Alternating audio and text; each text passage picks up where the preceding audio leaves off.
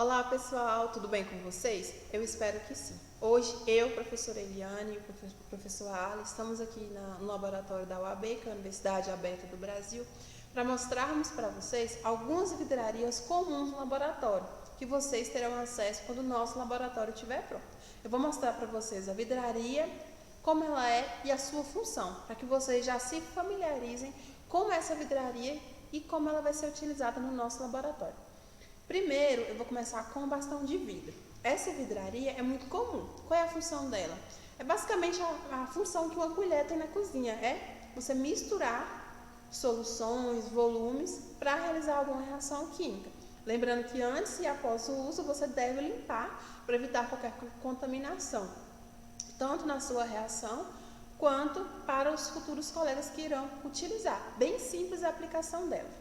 Depois, eu vou falar para vocês sobre a piceta. Esse utensílio aqui é muito comum no laboratório. Ele fica espalhado no nosso laboratório e ele vai conter substâncias que podem ser utilizadas tanto em reações químicas quanto para a limpeza do laboratório.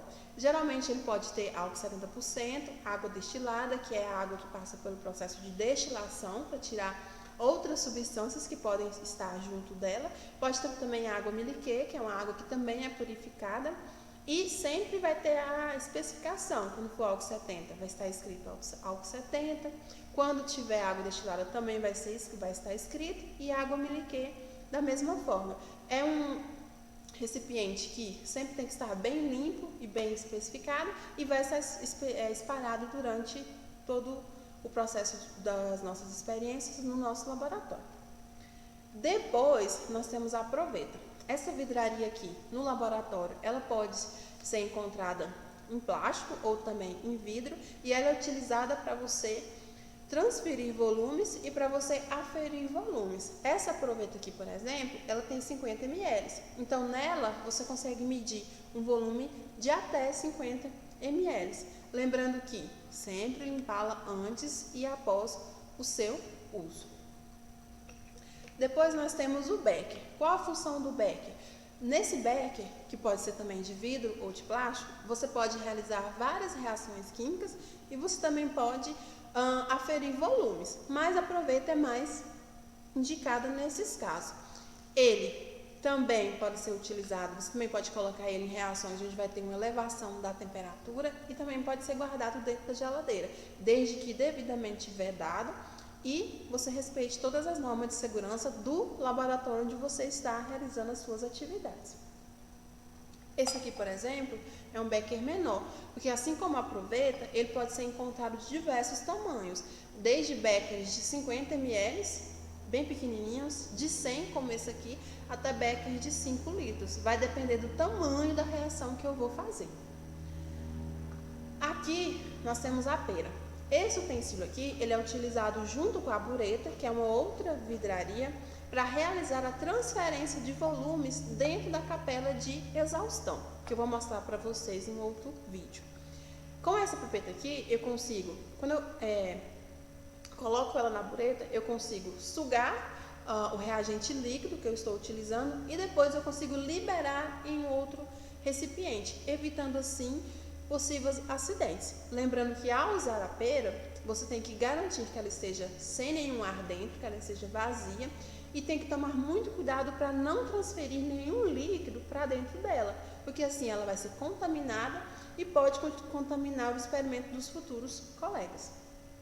Esse aqui é um outro modelo de uma outra pera. Não é tão conhecida, nem todo laboratório tem, mas também é um modelo que pode ser utilizado. Esse aqui é o tubo de ensaio. Ele é muito utilizado dentro do laboratório de biologia, onde muitas vezes as reações, os experimentos são em escala bem pequenininha. Ele pode ser utilizado para armazenar reações químicas, ele pode ser utilizado para guardar volumes, mas não tem a função de você saber qual é a quantidade certinha que está aqui, porque não tem a marcação. E se você precisar agitar, é interessante que você utilize os tubos de ensaio que tem a rosca, porque você consegue colocar a sua reação ou a sua substância aqui dentro, você fecha e depois você consegue agitar sem ter a perda do seu experimento e também evitar qualquer acidente. E isso aqui a gente chama de estante. Isso aqui é um utensílio que serve para você guardar todos os seus tubos de ensaio, para você evitar que eles fiquem espalhados ou deitados dentro do seu laboratório, evitando assim possíveis acidentes, porque é uma vidraria pequena, certo? Isso aí. Isso. Aqui nós temos o funil de separação. Ele é utilizado para fazer a filtragem de qualquer reação química em que você tenha duas fases, uma fase sólida e uma fase líquida. Para você utilizar ele, você precisa colocar o filtro, como você com o café. Você coloca o filtro de papel geralmente e você utiliza a sua extração. Lembrando que, dependendo do volume de solução que você queira filtrar, você pode utilizar o filtro menor, como o que o Cássio está segurando, ou o menorzinho, como esse aqui, certinho? Esse aqui, pessoal, é o bico de Bunsen. Para que ele serve? Ele serve para você aquecer algum reagente que seja no estado sólido. Aqui você vai ligar ele a uma fonte de gás, ele vai acender, vai aparecer uma chama aqui em cima, e aí você vai ter a tela de amianto aqui, e aí você vai conseguir aquecer o seu sólido. Lembrando que, como nós estaremos trabalhando nesse caso aqui com fogo, sempre tem que ter um professor perto, orientando para evitar possíveis acidentes. Essa aqui é a balança. É um equipamento muito utilizado no laboratório e ele serve para você realizar a pesagem de vários reagentes. Dependendo da quantidade que você for utilizar, se for uma quantidade muito grande, você utiliza uma balança simples. Se for uma quantidade muito pequena, você deve utilizar uma balança analítica ou semi-analítica, de preferência fechadinha, para evitar a interferência, por exemplo, do ar e do analista que está fazendo a análise. Para você utilizar pode ser esse aqui ou esse aqui. Para você utilizar a balança, você sempre precisa colocar uma vidraria para colocar o seu material de análise em cima. E você pode utilizar a placa de Petri, que tem essa função, ou você pode utilizar o vidro de relógio, que tem a mesma função da placa de Petri, mas ele é menorzinho. Então, quando você tem uma quantidade muito pequena, você geralmente vai usar o vidro de relógio. E quando você vai utilizar um volume maior, você pode utilizar a placa de Petri, e ela também pode utilizar para cultura de fungos, de bactérias e diversas outras funções. Pipeta de Pasteur. Essa pipeta, pessoal, ela é utilizada basicamente para transferir volumes. Essa aqui, ó, ela tem uma capacidade de 3 ml. Então, por exemplo, num laboratório, quando você precisa realizar a transferência de água ou algum outro reagente que não reaja com o plástico, você pode estar utilizando ela. Em um laboratório grande, geralmente quando você trabalha com reagentes que podem oferecer algum perigo, você utiliza ela uma vez e descarta. Mas se for um laboratório que trabalha basicamente com água, com álcool como o nosso, ela pode sim ser utilizada mais de uma vez, desde que não ofereça risco aos estudantes. Isso.